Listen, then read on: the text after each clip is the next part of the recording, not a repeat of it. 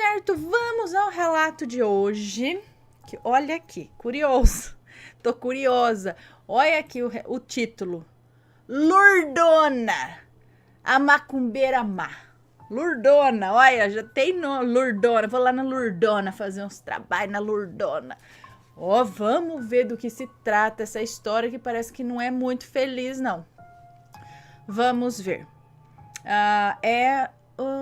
Acho que é uma moça que nos conta essa história. Olá, Ana, Matheus e assombrados. É o primeiro relato que eu envio a vocês, mas posteriormente mandarei outros. Pode ler tranquila porque os nomes já foram trocados. A história é longa, mas foi a triste vida da minha avó materna. Meu nome é Fulana e sou neta da... Os nomes estão trocados mesmo? Já está trocado? Deixa eu só ver aqui. Bom, eu não sei, porque às vezes a pessoa fala que trocou o nome, mas daí ela dá o nome verdadeiro aqui. Então, não, tá. Meu nome é Fulana e sou neta da... Depois, se eu ver que ali na frente continua com esse nome, aí eu falo, tá? Porque eu fico aqui pensando se é ou não é o nome. Enfim, sou neta da fulana e do fulano. Meu nome é Fulana, sou neta da Beltrana e do Beltrano. Pronto. Minha mãe e minha avó nos contavam essa história com tristeza no olhar e na voz. Deixa eu só ligar o ar, gente, não dá. Ai. Bom, eu não me lembro ao certo o ano, mas tal fato aconteceu por volta do ano de 1955, 1959, por aí, na cidade de Curitiba, no Paraná, em um dos bairros denominados nobres da cidade. A minha avó materna, então tá trocado mesmo, a minha avó materna, Mariazinha, e o meu avô Manuel, minha mãe e meu tio foram morar em uma casa de madeira, daquelas antigas, que tinha uma varandinha pequena na frente, com uma santinha no alto da casa. Vocês já viram aquelas casas onde tem uma santa? É tipo um oratóriozinho na frente da casa, assim, em cima. Isso, era uma daquelas casinhas. Minha avó, muito à frente do seu tempo, dos anos 50, ela era bonita, cinturinha fina, alta, magra e sempre andava elegante, sobre um salto fino. Trabalhava na rede ferroviária federal, no setor administrativo, sendo a única mulher da RFFSA. E sempre se destacando no que fazia dentro da empresa. E meu avô trabalhava em uma grande empresa da época. Meus avós tinham uma situação financeira boa. Não que fossem ricos, mas nunca faltava comida em sua casa. Meu tio, na época, tinha 7 anos e estudava em um colégio interno. Não porque a minha avó queria, mas sim porque ele pediu. E a minha mãe, como tinha 4 anos, ficava um pouco na casa de uma irmã da minha avó e depois na casa de outra, e assim foi até ela estar mais velha. Após algum tempo que a minha avó se mudou para tal casa de madeira, coisas estranhas começaram a acontecer. O meu avô começou a beber. Minha avó começou a espumar pela boca. Minha mãe viu por várias vezes essa cena, ainda quando pequena, e ainda descrevia o roupão que ela usava. Ninguém sabia o porquê tais fatos aconteciam, mas sabiam que a minha avó era invejada por sua beleza por muitas mulheres da época. Mas ela nunca ligou muito para isso.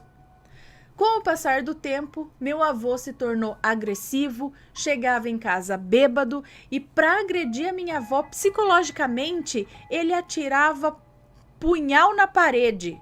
Um punhal, aquelas punhalzinhos assim, tipo um canivetinho, uma faquinha. Ele atirava o punhal na parede, muitas vezes próximo de onde a minha avó estava. Graças a Deus, nunca atingiu ela. E a minha avó continuava a espumar pela boca quando estava dentro de casa. Mas esse espumar pela boca seria um ataque, tipo um ataque epilético que ela tinha assim e começava a espumar? Bom, tinha uma vizinha de muro, que vou chamar aqui de Lurdona. A tal fazia macumba para todo mundo, até mesmo sem conhecer as pessoas. Ela pulava o muro da casa da minha avó para ver a casa e depois saía fofocando pela vizinhança. Mas meus avós sempre davam um jeito para que ela fosse embora, pois a minha avó chegava do serviço e tinha todos os seus afazeres domésticos ainda. Meu avô nunca foi de ficar de conversa com o vizinho também. Minha avó saía cedo para o trabalho e a tal da vizinha estava na janela. Minha avó voltava do serviço e lá estava a vizinha, na janela de novo. Tô falando que essas coisas é falta do que fazer, fica botando besteira na cabeça, fazendo mal pros outros, porque vai procurar o que fazer, vai estudar, gente, vai trabalhar, vai fazer alguma coisa. Foca a tua mente em uma coisa boa e esquece os outros. Continuando. Ah lá, estava lá, lurdona na janela novamente. E assim foi por um longo período. Mas nunca deram muita bola para ela, pois achavam que ela não tinha nada para fazer, não é? Cabeça vazia, oficina do diabo. Minha avó sempre foi daquelas de ter o assoalho da casa brilhando, a casa muito limpinha e ela muito caprichosa. Certa vez, limpando a casa, minha avó achou um sapo morto e seco debaixo de sua cama, na direção de onde ela dormia. Todos ficaram horrorizados, mas a minha avó, muito católica, rezava muito quando tais fatos aconteciam. Com o passar do tempo, várias outras coisas aconteciam na casa e a minha avó sempre rezando. Num determinado dia, uma senhora negra, a qual minha avó não conhecia, a chamou no portão e disse que era comadre da vizinha dessa lurdona. A senhora então contou-lhe que toda sexta-feira, às 6 horas da manhã, a lurdona pulava o muro e ia rezar à casa da minha avó, debaixo da casa também. Nunca soubemos o que essa senhora fazia e nem qual era a sua religião, muito menos como ela sabia que a lurdona ia rezar na casa da minha avó. Essa senhora negra que bateu no portão dela, não sabia quem era, não sabia que religião, ela só chegou lá para avisar, entendeu? E a gente não sabia como que ela sabia que a lurdona, ela falou o quê? A senhora contou, ela não conhecia, ela disse que era comadre da vizinha da lurdona, é isso? Tá.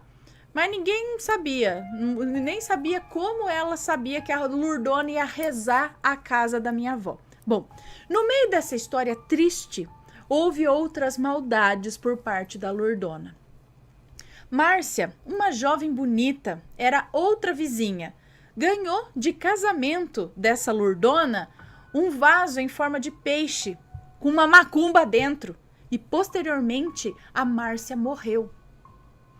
Semanas depois, a lurdona fez macumba para outra vizinha, de nome Cristiane, que morava na rua de trás de sua casa. Essa vizinha teve uma ferida nas pernas e já não sabia mais o que fazer, pois nenhum médico sabia o que era e remédio nenhum melhorava aquelas feridas. Foi então que Cristiane foi em um terreiro de Umbanda e lá lhe falaram que haviam feito um trabalho de macumba para ela. A entidade perguntou se ela queria que esse trabalho voltasse para quem lhe mandou. Assim ela saberia quem havia feito. Cristiane assim o fez. Na semana seguinte, a lurdona foi até a Cristiane e lhe perguntou que remédio ela havia passado, pois havia saído uma ferida igual em sua perna. E lá descobriram mais uma maldade da lurdona. E assim as coisas continuaram acontecendo. Pois bem, um certo dia meus avós venderam a tal casinha para o dono de um posto de gasolina, o qual ia pagar parcelado pela compra da casa. Meus avós então se mudaram para o bairro tal, em Curitiba. Meu avô foi perdendo pouco patrimônio que tinha. Meu avô saiu com um chinelo amarrado com arame e a minha avó doente. Eles foram perdendo tudo, é isso? Foi vendendo e perdendo dinheiro, é isso? A lurdona continuava com as suas maldades e essa nova família que se mudou para a casinha também foi alvo dela. Cada vez que a minha avó ia lá para receber a parcela da venda da casa, a situação da família estava pior. Num determinado mês, quando minha avó chegou lá, eles não tinham nem o que comer, pois já haviam perdido tudo também, inclusive o posto de gasolina.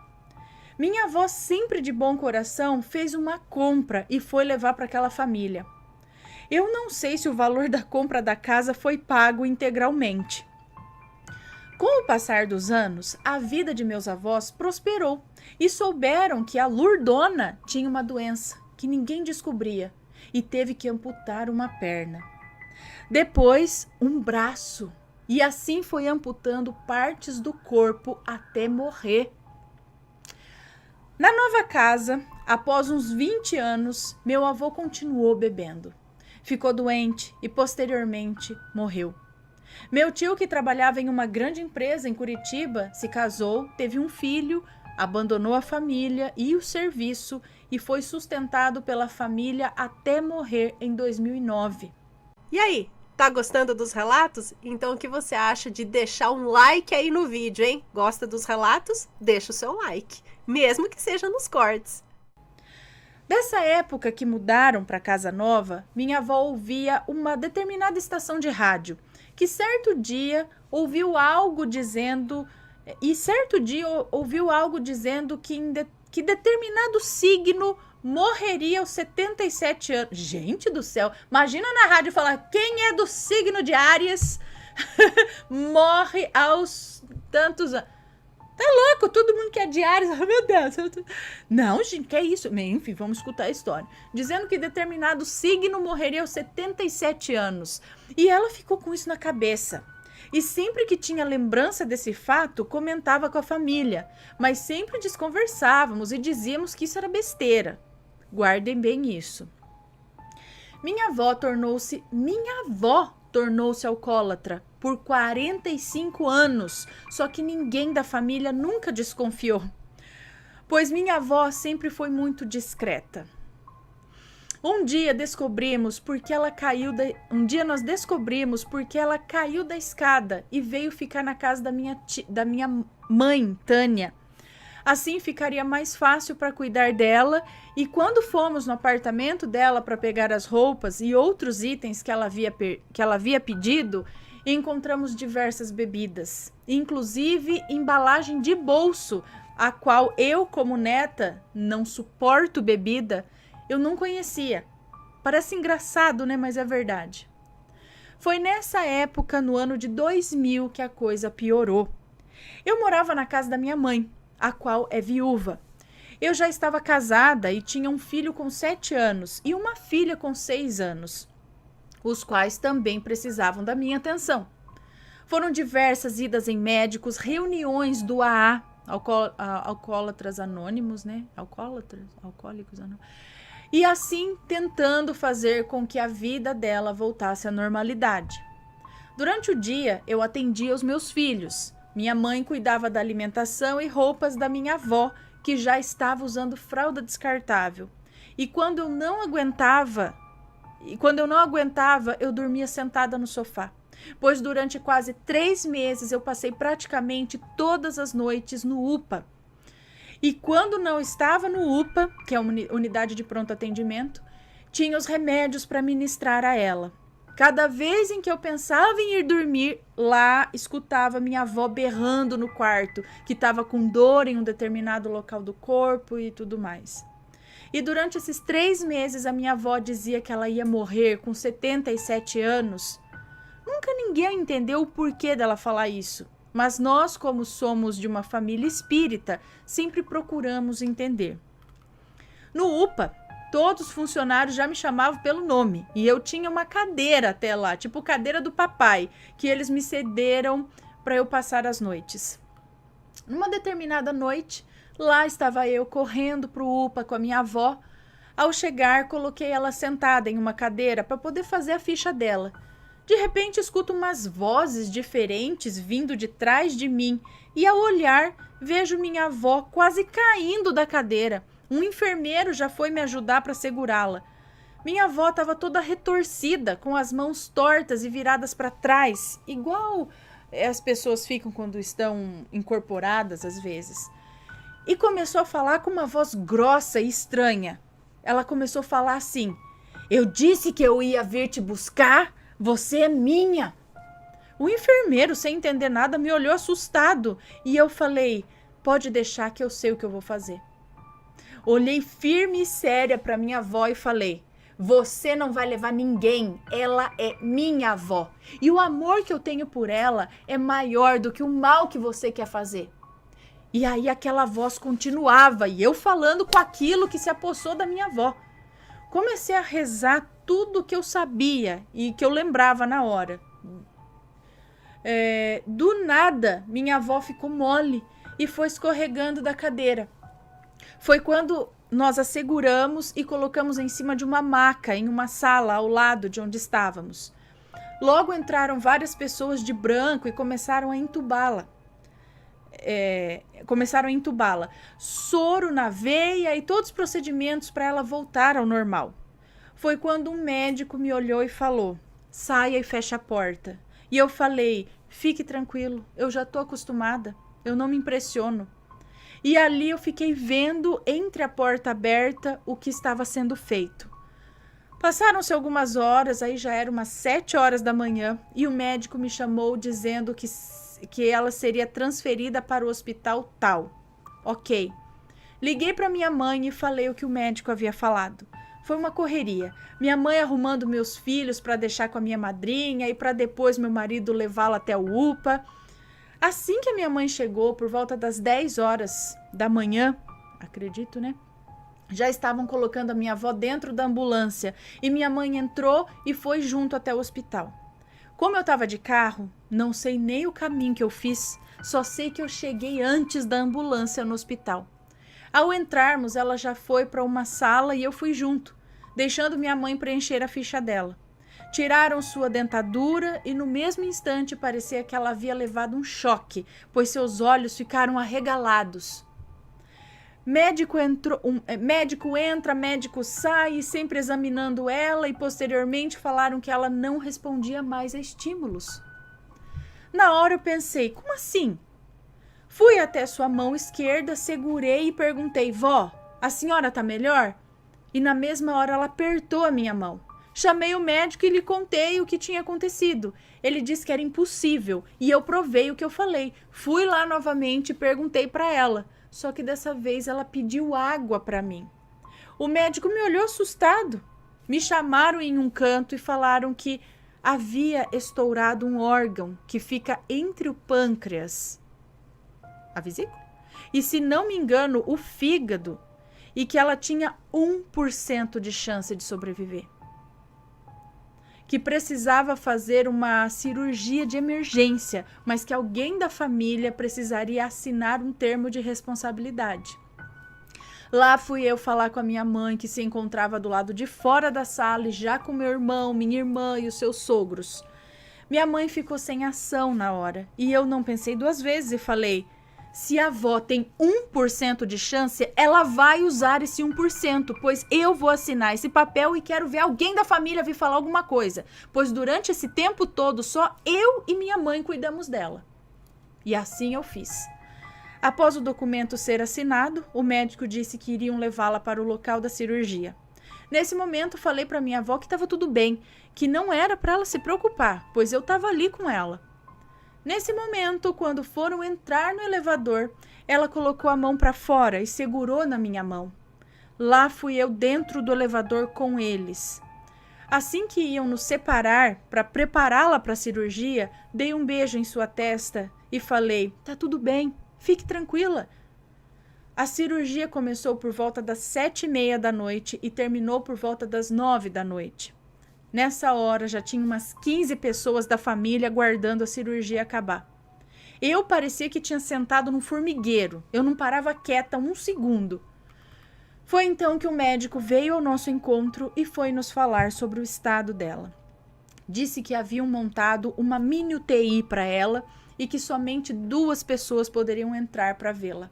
Na mesma hora, antes mesmo do médico acabar de falar, eu disse que eu e minha mãe entraríamos. E assim fizemos.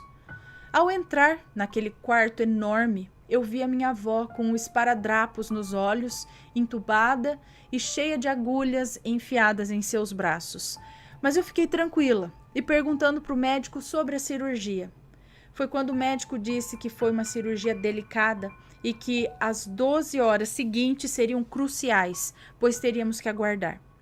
Como sempre tomei frente de todas as situações em nossa família, mais uma vez tive que ser forte. Porque se eu demorasse, sabia que a minha mãe e meus irmãos não aguentariam. Porque se eu desmoronasse, eu sabia que a minha mãe e os meus irmãos não aguentariam. Saímos do hospital por volta das 11 da noite e fomos para casa. Eu estava muito cansada, só consegui dormir por volta das 3 da madrugada. Exatamente às 9 da manhã, minha mãe me acorda dizendo que a avó havia falecido. Pulei na cama e perguntei: como assim? Quem te falou? Como você sabe? Minha mãe contou que a minha irmã havia ligado para ela, dizendo que não havia conseguido dormir e que às 6 da manhã ligou para o hospital e falou com uma conhecida que trabalhava lá, a qual falou que ela havia falecido às 6 horas da manhã. Na hora, do jeito que eu estava, eu levantei, fui ligar para o nosso plano funerário e tomar outras providências. Só depois que me toquei que eu não havia lavado o rosto, penteado o cabelo, muito menos escovado os dentes. E daí já aproveitei e fui tomar banho. Detalhe, minha mãe me lembrou de uma tarde em que estávamos sentadas na sala de sua casa, quando minha avó falou para mim: quando eu morrer, quero que você vá me maquiar, pois essas funerárias deixam a gente com cara de morto. Minha maquiagem está toda na necessaire preta. Eu quase infartei ao lembrar, mas assim eu fiz. Quando o corpo chegou na capela, 5 da tarde, guardem bem esse horário, entrei e pedi licença para encostar a porta. Uma sobrinha da minha avó entrou e fechou a porta. Olhei para ela e falei: eu vou pintar a avó porque eu prometi. Que sensação horrível. A sobrinha da minha avó me olhava com cara de não saber o que fazer. Mas como a minha avó sempre foi animada e gostava de festa, comecei a falar em tom de brincadeira. Mariazinha, vamos te produzir para você chegar no céu linda e maravilhosa para ir para um bailinho. E assim foi. Foi assim que eu consegui maquiar minha avó, deitada naquele caixão. Sabe, mas eu não fiquei impressionada, nem com receio. Eu senti que a minha missão foi cumprida, pois fiz o que ela havia me pedido.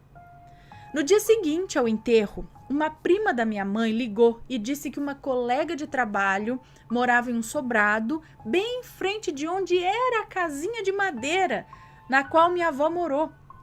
Disse que sua colega se assustou quando no dia anterior, exatamente às 5 da tarde, ela foi fechar a janela e viu que a casinha de madeira estava pegando fogo. Será que o que a minha avó ouviu falarem naquela estação de rádio era um aviso de que ela morreria aos 77 anos? Eu não tenho resposta, mas ela nasceu no dia 1º de novembro de 1925 e faleceu no dia 14 de outubro de 2003. Teve épocas na vida da minha avó em que foram boas, mas assim foi o triste fim dessa história. Assombrados, me respondam. Será que toda a macumba que a Lurdona fez para minha avó só acabou às 5 da tarde quando o corpo dela chegou na capela? Hoje em dia ainda existe só os restos das vigas de tijolo que sustentavam a casa. O endereço onde ficava a casinha de madeira fica 9 quadras de onde a minha mãe mora hoje em dia. E hoje seguimos sentindo saudades dela. Gente, então a casa que ela morava, onde a Lurdona foi lá fazer as rezas dela lá, a casa queimou às 5 da tarde, no mesmo horário que ela entrou na capela para ser velada. É isso? Gente, é muita coincidência. E talvez aquilo que ela ouviu no rádio não foi exatamente alguém falando um horóscopo, mas algo do além dando uma mensagem para ela, que talvez só ela tenha escutado. aquilo foi para ela, não foi para todos do signo de Capricórnio, por exemplo. Então, gente, que mulher ruim. E será que era o espírito da Lurdona que estava tomando conta ainda da avó dela no hospital? Ou era uma entidade para quem a Lurdona ofereceu?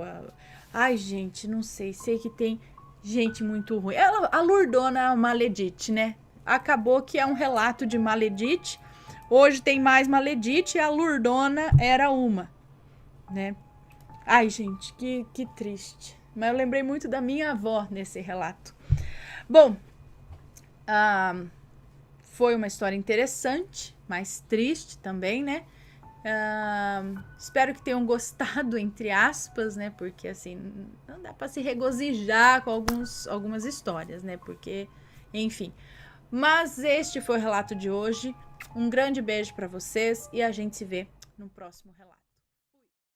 Me conta, gostou do relato? Então o que você acha de deixar um comentário aqui embaixo, sempre com respeito, por favor. Além do like, é claro.